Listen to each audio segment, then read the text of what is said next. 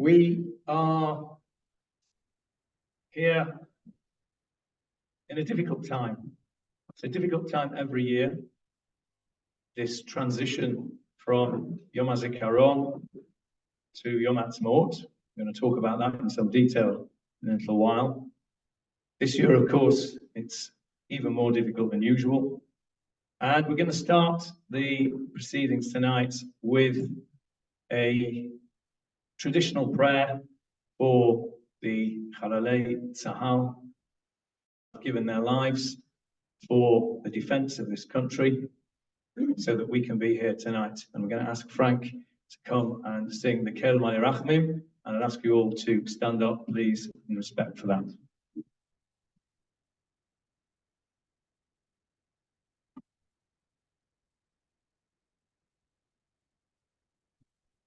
Kel Malei Rachamim, Shoken Bamramim, Hametzenu Chanachona, Al Kanfei Ashchina,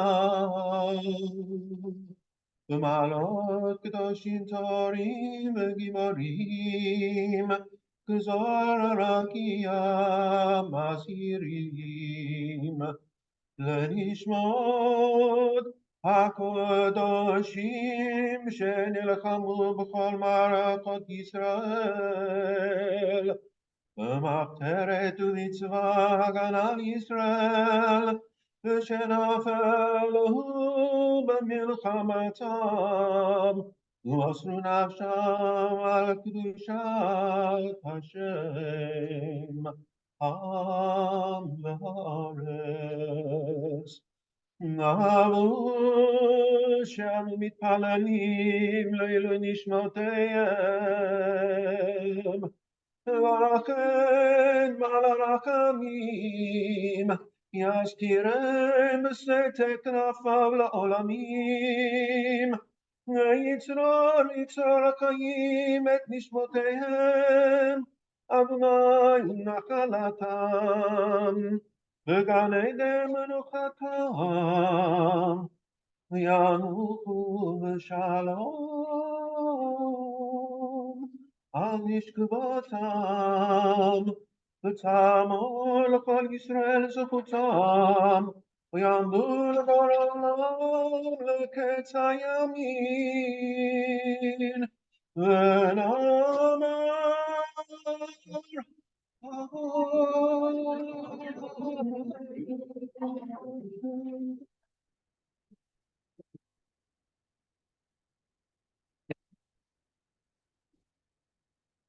Frank.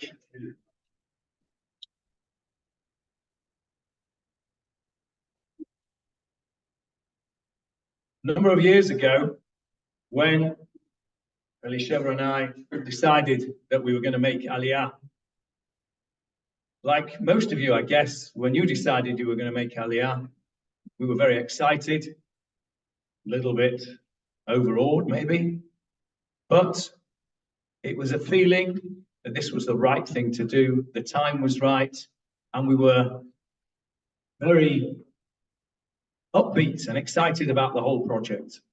We made our appointment to the local Aliyah office, and on the day of our first interview, where we were to go and present our papers, we turned up at the office. Don't know what we expected really, but we were shown into a little waiting room. And I think I expected to see on the walls posters, maybe of the Kotel, maybe of Har Hermon, maybe little kibbutz children with them funny little hats that they used to wear in the 60s, picking oranges and looking healthy, maybe even the nightlife of Tel Aviv. But there wasn't any of that on the wall. There was one poster on the wall. And it was a large picture of a piece of scruffy land with lots of weeds and thorns and thistles and one long-stemmed red rose full of thorns. And the caption on this poster was, "We never promised you a rose garden." And I remember looking at this and saying to Elisheva, that's weird. What's all that about? And I never got it. I just didn't get it. Anyway, in we went and we gave our papers, and here we are, 11 or so years later. And I never really understood that poster for a long time. Something else I never understood when I first came here for a number of years was how it was possible to transition from the depths of grief and mourning on Yom Hazikaron, when we feel the pain and the loss of all those people. The figure stands now 25,040 people who've lost their lives in the defense of this country or in acts of terror. How is it possible to transition from that depths, literally at the stroke of a clock, as night falls? There's this transition from deep, deep sorrow to elation and celebration. I just could not do it. I couldn't get it. I didn't know how it worked. At first, I thought it was crazy. Why would they do that?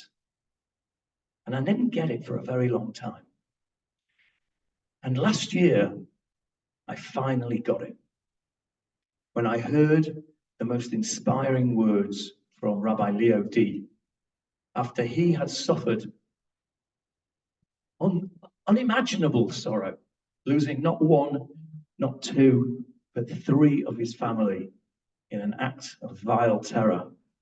And yet he came with a message not of woe is me and grief, but one of hope, one of continuing, one of inspiration. I suddenly realized I got it. And I realized that the two things that I didn't get were actually connected. Because that poster, which was, and it stuck in my mind all this time, that poster of this rose, beautiful red rose, in the background of this scrubby, scruffy garden, that rose was full of thorns. Every gardener will tell you that when you look after a rose bush, you're not a proper gardener until you've got a thorn in your fingers. And when you get a thorn in your fingers, you know about it. It hurts. It's painful. And that pain can last and it can fester. But at the end of it, you get a beautiful rose. And that is what we are in this country. We are described as a rose amongst thorns. In Shir HaShirim, the poem that we read on Chol HaMoed Pesach, which is an analogy of the relationship between God and the Jewish people in the form of a love song, we are described as Shoshana B'chochim. We are described as a rose, or some say a lily, a rose amongst thorns. Kain Rayati Ben Abanot. So is my beloved amongst all the other girls. The man is saying to his beloved that you are the rose amongst the thorns. And that's what we are. We are a rose amongst the thorns in many ways indeed. First of all, we're a rose amongst the thorns because we have risen above the behavior around us and acting in a moral and correct way. But we are a rose with thorns. And that's why that rose is so beautiful, because it has the thorns. And without the thorns to protect the rose, there would be no rose. What was wrong with that poster was not the picture, but the caption. Because they said, we never promised you a rose garden, but this is a rose garden. This land, this country that we live in and are privileged to live in is a rose garden. But right now, those thorns are pricking us really hard, and they are giving us the most tremendous pain. And we're entitled to ask a legitimate question. The legitimate question is it all worth it? Is it worth it? 25,040 people have lost their lives. Is it worth it? It's a legitimate question. Maybe it would have been better after the war for us to have dusted ourselves off, those of us that survived, and gone wherever we could get in, whoever would have us, put our heads down, rebuild our lives as best we could, and get on with it. Maybe.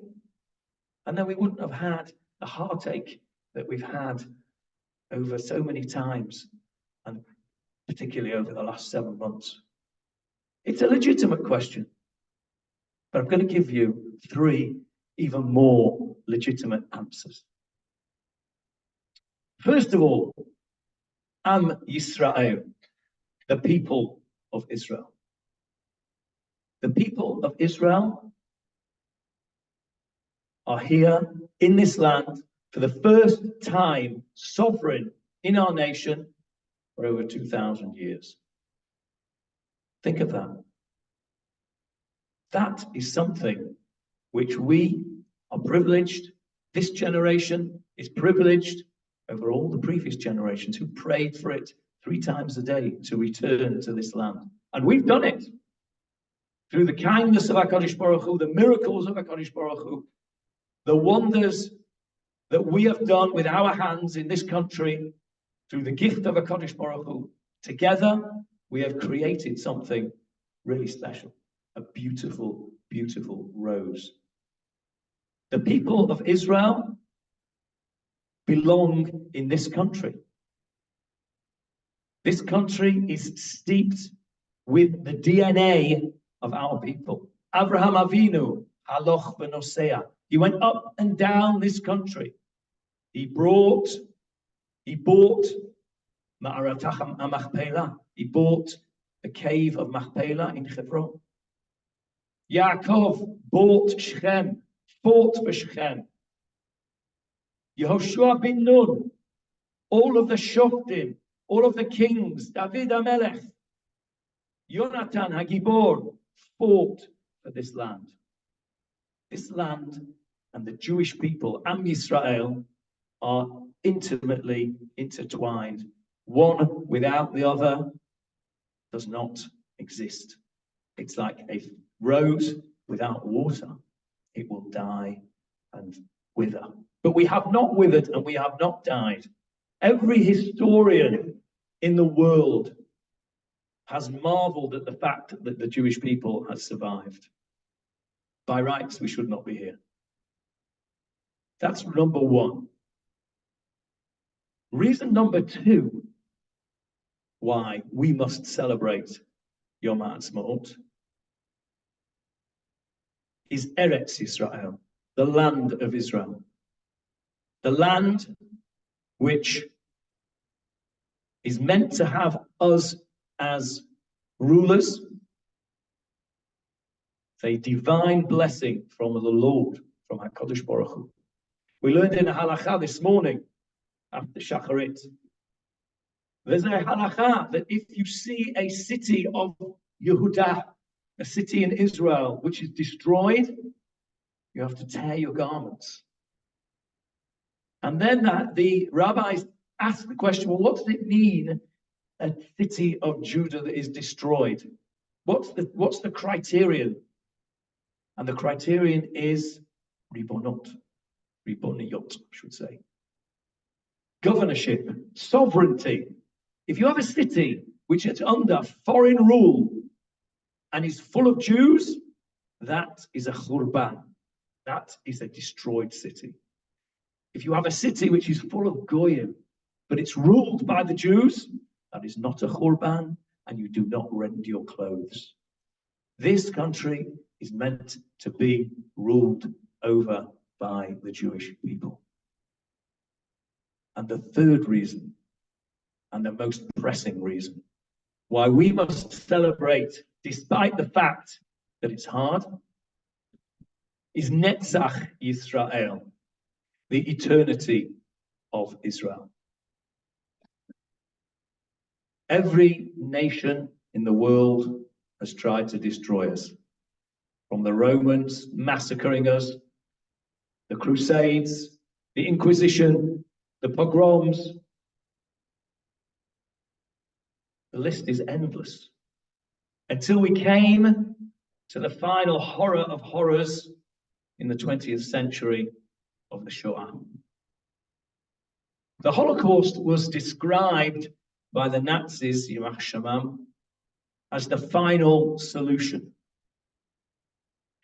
A solution must have a problem which it has to solve, otherwise it's not a solution. So what was the problem that this was to be the final solution for?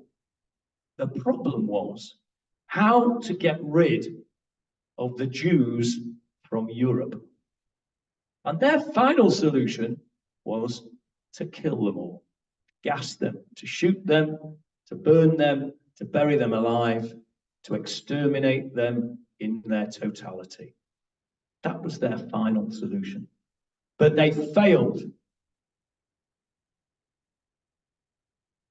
And there is another solution, which is, in fact, the final solution.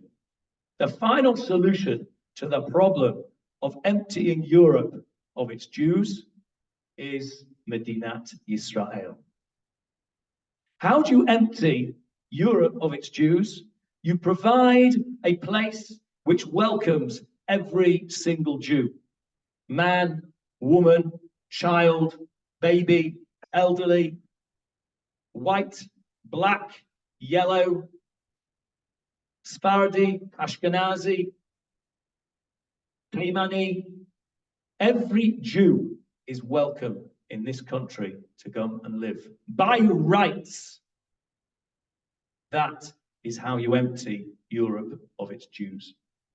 In 1940, the Jewish population of the world was 17 million. 2.5%, 400,000 approximately, of those Jews, 2.5%, lived in the land of Israel. Today, the Jewish population of the world is around 14 million. The percentage of Jews in Eretz Israel today is approaching 50%. So around about 48, 49%. That is how you have the final solution to getting rid of the Jews of Europe, and they give them a home to go to. Many people have said that the state of Israel came about because there was a Holocaust. And that's true to a degree. 3 years after the Holocaust, we had the declaration of the State of Israel. But more than the State of Israel came about because there was a Holocaust, there was a Holocaust because there was not a State of Israel. Had there been a State of Israel, there would have been no Holocaust, because there would have been somewhere for those Jews of Europe to go. There would have been no need for a final solution by the Germans.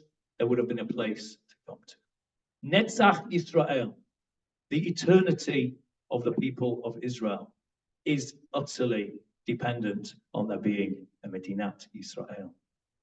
It's incredibly difficult at a time when we are mourning more and more of the flower of our youth.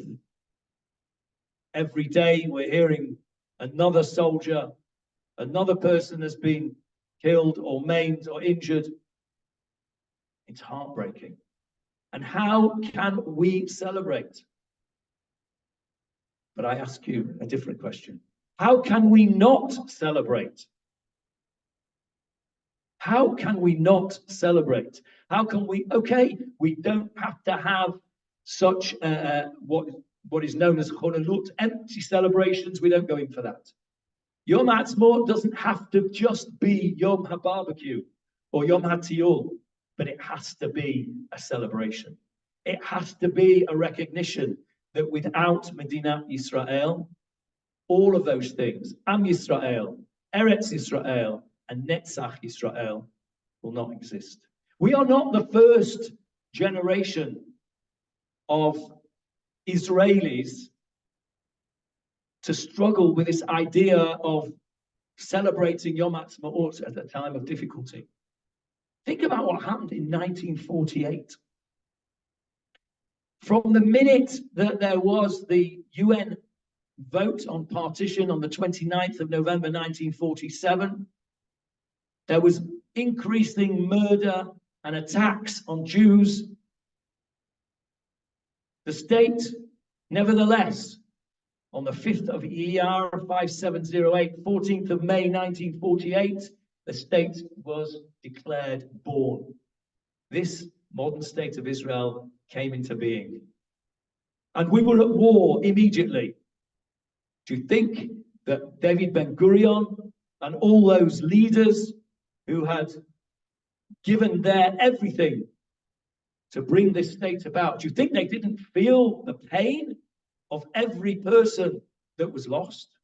Do you think that they didn't feel the pain when Gush Etzion fell and all those people there who were fighting so bravely to hold on to it were murdered? And yet, they said, no, we will not be beaten. We will declare the state of Israel to be born. And there was singing and there was dancing in the streets. And yes, there was fighting as well. The celebrations that we make may be slightly different, but we have to remember that 25,040 people are looking down on us tonight from their heavenly resting place. Keil Malei Rachamim. Frank has just sung for us. Keil Malei Rachamim. God who is full of mercy. They are sitting there looking down on us. And what are they saying to us?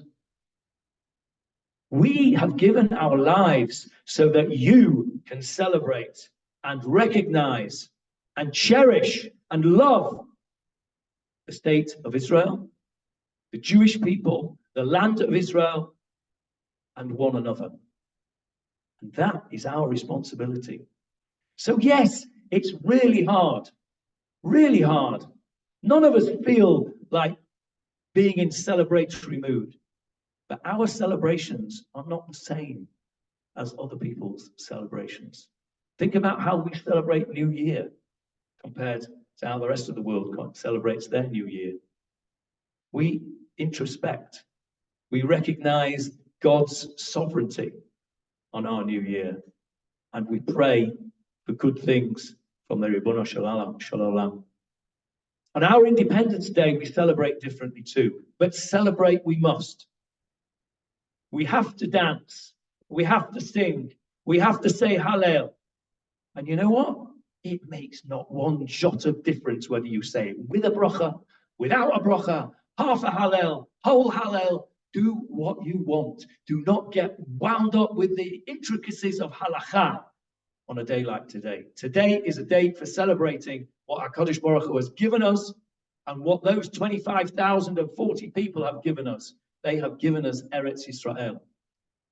And I want to just finish by quoting to you something that was written by another hero of Israel, a man who you may have well heard of called Ari Fuld. Hashem Yikom Namav.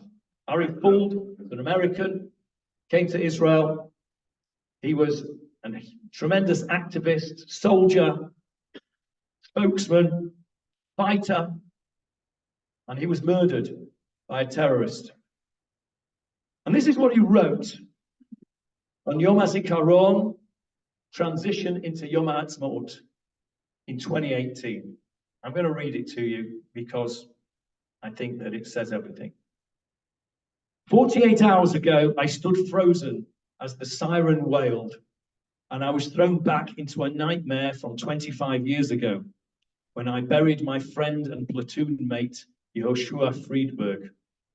Every year, I'm concerned that I will not be able to make the transition between the memories and the pain of Yom HaZikaron to the celebration of Yom Haatzmaut. How can we celebrate when 23,646 families, work it out, since 2018, how many extras we've got, are still mourning their sons and daughters? How can we celebrate when we barely wiped away the tears of sadness? Why and how does Israel expect people to transition from mourning to celebration when the clock strikes 8 o'clock? Last night, I was asked to sound another alarm as we held a special tefillah for the opening of Yom Haatzmaut.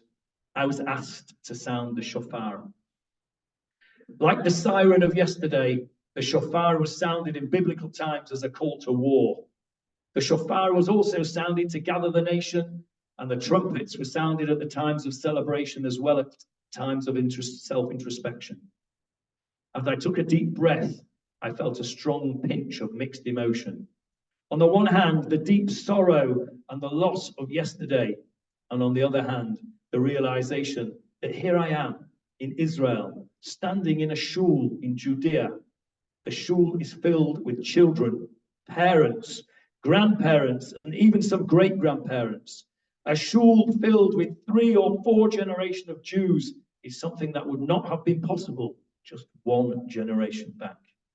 Then to imagine 3 generations of Jews coming together to say thank you to God for bringing us back to the land of Israel, but the pain and the memories and the fact that Yehoshua and 23,646 others are not here to celebrate. My lungs are now full, and as I hold my breath for a couple of seconds, as I contemplate everything, as I begin to exhale, the shofar sounds, and at first it hurts, as it has the same sound as the siren. After a couple of seconds, I realize this sound is different. It's a beautiful sound. It's not a sound produced by a computer, but one that comes from our breath. It's the result of our efforts and God's countenance. The pain of yesterday does not get easier, nor is it forgotten, but the shofar is a call for realization. We are home. We are living the prayers and fantasy of our past generations. 2,000 years of Jews prayed, cried, and bled the dream to return to Eretz Israel.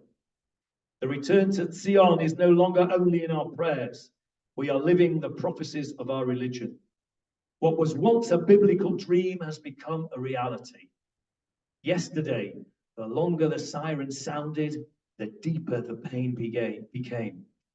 Today, the longer the shofar sounds, the feelings of sadness and pain turn into feelings of celebration. The pain of what we lost is softened, but never forgotten, with the appreciation of what we have and what we gained. 23,646 faces are looking down at us and smiling. We miss them all dearly, but they are all celebrating with us. We don't remember them because they died. We celebrate them because of what they lived for. It's not about transition from sadness to happiness. It's about understanding just how fortunate we are, and their sacrifice commands us to appreciate and never take this country for granted. Not to celebrate would be to dishonor their memory. The transition is almost there. But I need a little more time. And I try to keep the shofar blast loud for just a little while longer. And then it hits me. And I tell myself, save your breath. You need your breath to sing and dance. You need breath to walk this land. And you need to wave that flag. And you need to thank God as well as those who gave their lives so that we can celebrate. Finish the shofar blast strong and start the celebrations. With air still left in my lungs, I pull the shofar away. We start to sing the Shana Haba Yerushalayim Habnuya, the same song we, the Jewish people, have sung for 2,000 years, but now it has a different tune. While our ancestors sang these words, it was a prayer whispered with tears of sadness and the realization that returning to Zion is nowhere near being a reality. We now sing this song with joy and with the realization that we are back and well on our way, the beginning of redemption. So transition and celebrate 23,646. For that, read 25,040 of our heroes are looking down and commanding us to celebrate. Chag Haatzmaut Sameach.